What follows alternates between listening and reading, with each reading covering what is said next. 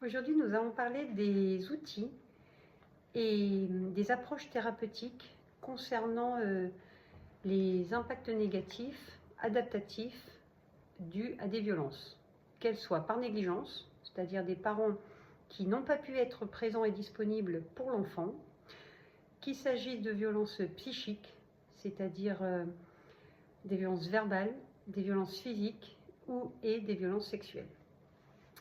Et donc, ces violences-là, comme on l'a dit précédemment, vont entraîner, point de vue énergétique, donc il y aura l'outil énergétique, c'est-à-dire une dissociation du corps et de l'esprit. Et il y aura surtout une colonisation, c'est-à-dire une introjection de la violence subie, qu'elle soit le lien entre toutes les violences, qu'elles soient psychologiques, physiques, énergétiques, par négligence ou sexuelles. Le point qui rassemble toutes ces violences, c'est pas tant la forme que ça a pris, mais c'est surtout la domination qui a été faite sur la victime et qui du coup l'a déshumanisée. C'est-à-dire qu'au lieu d'avoir été sujet, la victime, je la fais petite comme ça, et ben n'a plus été que l'objet, d'accord, l'objet de projection du bourreau, c'est-à-dire de celui qui a donné, qui a porté la violence sur la victime. Et ce genre de mécanisme, inconscient bien sûr, c'est pour ça qu'on n'est pas en train de juger ni vous si vous avez reproduisez des schémas, ni ceux qui vous ont fait subir ce genre de violence, mais juste on constate l'impact négatif, c'est que ça va à la fois toucher et votre corps, et votre esprit, et votre âme, votre énergie, la spiritualité. Et ça va faire de la confusion aussi dans vos émotions. C'est pour ça que c'est ce que j'avais dit dans la post précédente, ça fait comme un éclat, une vitre qui éclate, où il y a une dispersion, il n'y a plus de unité, il n'y a plus de harmonisation, il n'y a plus d'intégrité, de complétude avec le corps, l'esprit, l'âme, les émotions et la sphère psychique qui explose. C'est-à-dire qu'il n'y a plus un individu qui après devrait grandir dans sa verticalité en lien avec qui il est et notre adulte. Il y a un adulte d'extérieur, mais qui est resté bloqué à la période de vie où le trauma s'est passé. Et c'est comme ça que parfois un adulte qui gère bien sur beaucoup de plans psychologiques, d'un coup peut devenir et jaillir comme un dragon violent et humiliant, ou comme une petite fille ou un petit garçon terrorisé qui va se ratatiner, qui ne pourra plus parler, qui va s'effondrer en larmes, parce que justement il va y avoir un stimuli extérieur qui va réactiver cette charge émotionnelle qui avait été bloquée dans un autre espace-temps du passé et investir le présent. C'est comme ça que ça fait des confusions d'espace-temps. Donc c'est là où on est dans les énergies. Donc les outils pour accompagner, que je propose, pour accompagner des personnes qui ont vécu des violences, mais très souvent elles sont complètement dans le déni ou dans le refoulement. Le refoulement, ça veut dire qu'elles ont vu que c'était horrible, elles ont dit non, non, je veux pas, c'est pas possible, ça peut pas exister, c'est terrible.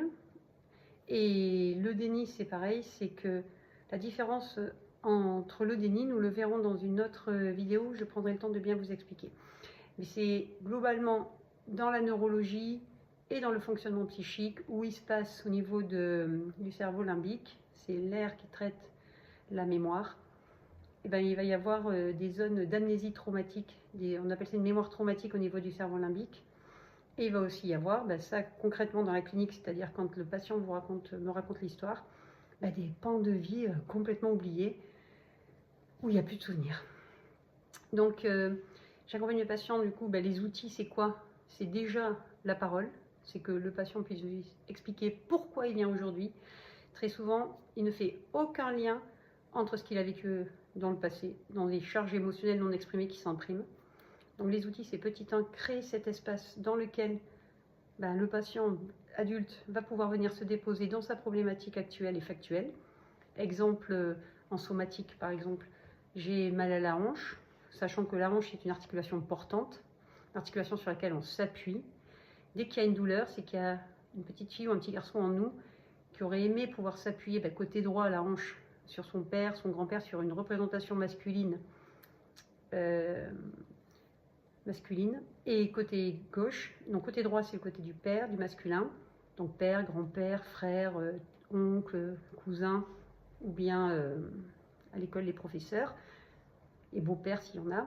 Et côté gauche, c'est plutôt la mère, c'est la tante, c'est la cousine, c'est la sœur, c'est la professeure, la belle-mère, etc. Et dans l'enfance, eh ben, très souvent, les enfants, ils n'ont pas eu des parents parfaits, ils ont eu des parents humains, qui n'étaient que des simples créatures, et humbles, mais qui malheureusement souvent l'oubliaient, et qui se prenaient pour Dieu, et qui du coup pensaient qu'avec leur tête, parce qu'elles savaient, elles pouvaient asseoir leur autorité sur l'enfant. C'est-à-dire, je te demande de te coucher à 8h du matin, je te demande que des ordres de domination. Et si l'enfant, c'est pas qu'il ne voulait pas, mais il ne pouvait pas répondre aux besoins du parent, parce que c'est pas son rythme de se coucher tôt le soir, parce que c'est pas son rythme de manger des légumes, parce que son corps, à ce moment-là, il a plus besoin de protéines ou de féculents, mais que le parent, il sait, il veut imposer, et du coup, l'enfant, pour être aimé, qu'est-ce qu'il faut être pour être aimé? Il va manger ses légumes et il va se coucher à 8h. Mais sauf qu'après, il ne va pas dormir de la nuit, il va faire des crises d'angoisse. Et le parent va me l'amener en disant, je ne comprends pas, tout ce que je fais pour eux, ils ont de l'asthme, ils mangent pourtant des légumes. En somatique, l'asthme, c'est j'ai tout fait pour toi.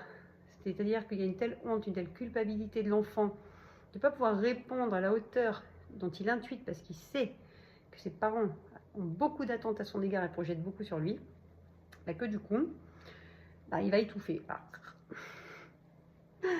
Et voilà, donc le premier outil, ça va être déjà créer un espace dans lequel le patient va pouvoir déposer sa parole factuelle. Par exemple, j'ai mal à la hanche ou j'ai de l'asthme. Ou problème de cervical, c'est souvent des problèmes d'emprise. Cervical, on est bien tenu. Côté droit, toujours pareil, côté du père, la lignée du père et le masculin du côté de la mère. Côté gauche, c'est plutôt côté de la mère, la grand-mère et toute la lignée transgénérationnelle, parce qu'on est porteur, vous vous rappelez, de ces programmes inconscients, de ces loyautés, pour qu'est-ce que je dois être pour être aimé et avoir le minimum d'amour pour survivre. Et oui, parce que quand on est en stade nourrisson, enfant en bas âge, on est complètement dépendant de l'environnement. Et du coup, on demande inconsciemment et implicitement, grâce à nos neurones miroirs, qu'est-ce que je dois être pour être aimé. Et à partir de là, l'adulte va jouer un rôle, victime, sauveur, bourreau, c'est simple. Et l'enfant, il va s'adapter. Si vous avez un père ou une mère sauveuse, c'est-à-dire qui sont toujours sur vous, c'est parce que je t'aime que je te fais ça, l'enfant, il va jouer la victime. C'est-à-dire que plus l'enfant, il sera malade, il sera déficient, il sera en souffrance, et plus le parent sauveur pourra jouer son rôle de sauveur. Si le parent, du coup, ça tourne, vous vous rappelez, les rôles de sauveur, il passe à bourreau avec tout ce que j'ai fait pour toi, donc culpabilité. Et après, le parent, il se plaint, il devient victime. Oh là là, j'ai pas de chance d'avoir eu un enfant comme toi, ça a gâché ma vie, etc. Donc ça, c'est le corps physique, les somatisations. Donc l'outil, déjà, ça va être au moment où moi, le patient vient me parler de sa problématique, cervicale, on va dire, asthme ou hanche, là, je fais classique, ça va être déjà de donner la symbolique et de leur expliquer que le corps lui parle, votre corps vous parle, à vous aussi. Et il y a un décodage qui est ultra simple, c'est que tout ce qui touche, tout ce qui ne s'exprime pas s'imprime. Ça veut dire qu'à la hauteur de la douleur physique, c'est la hauteur de la douleur émotionnelle. Et que la violence a été tellement forte que vous avez été obligé pour survivre, tel un lézard, quand le chat arrive, il coupe sa queue, il survit. Vous avez été obligé de vous amputer, c'est ça le déni, le refoulement, de cette charge émotionnelle, qui est dans un espace-temps parallèle, nous sommes des êtres multidimensionnels, et qui va attendre un moment où vous soyez soit, souvent c'est quand on est au mieux, le plus en paix, le plus calme, où ça peut revenir, ou bien ce sera le moment où il y aura un stimuli qui va réactiver, quelqu'un qui va vous faire penser une attitude, un son, un bruit, une odeur, c'est les sens, donc c'est tous les sens, une sensation corporelle aussi. Et vous allez revivre avec la même intensité, la même charge émotionnelle de terreur, de colère. Ou bien, si vous ne pouvez pas accueillir cette part, elle va s'imprimer en vous. Et c'est comme ça que vous allez somatiser. Donc les cervicales, il y aura des emprises côté du père, de la mère et des lignées. L'asthme, par exemple, c'est respiratoire. Si je ne peux pas respirer, j'ai tout fait, c'est la culpabilité. La hanche, c'est une articulation portante, vous voyez. Donc il y a des livres qui sont très bien là-dessus. C'est le grand dictionnaire des malaises et des maladies de Jacques Martel, que je vous invite à lire. Et